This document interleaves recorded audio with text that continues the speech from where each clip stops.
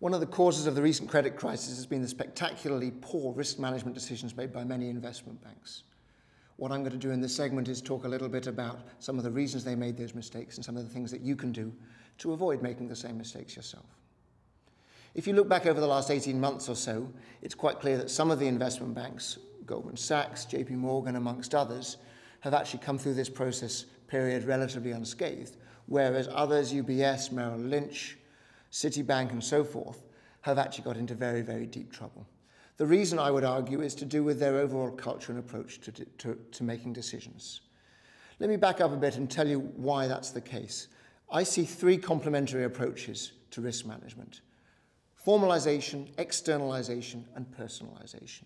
Formalization basically means using standardized systems and procedures for making decisions. We all know how this works. Many companies have hundreds and hundreds of people doing this stuff. It's important, but it's not sufficient on its own.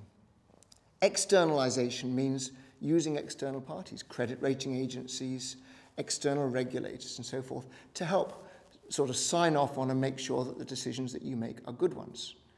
I think it's safe to say that all the banks use formalization and externalization strategies quite effectively. But there was a gap, and the gap is what I call personalization. What does personalization of risk management mean? It essentially means that the people in the bank at the appropriate level are personally taking a stake, an ownership, if you like, in the veracity of the decision that's being made.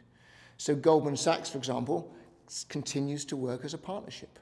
Technically, it's a publicly limited company. People there feel that they own the decisions that they make. And as a result, they were much smarter about signing up for large loans and large investments in mortgage-backed securities and such like.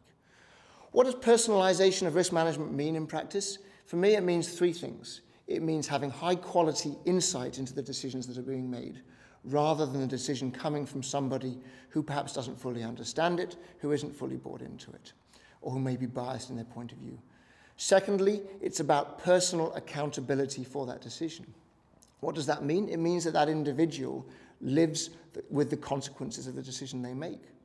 In the investment banking world, as is now widely known, an individual trader can make a decision, can get paid a bonus, and not worry if subsequently that bonus ends up being on ill-founded grounds.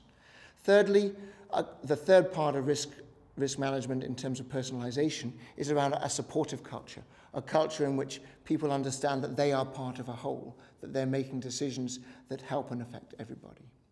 So the three parts, formalization, externalization, and personalization, these are complementary ways of making effective risk decisions.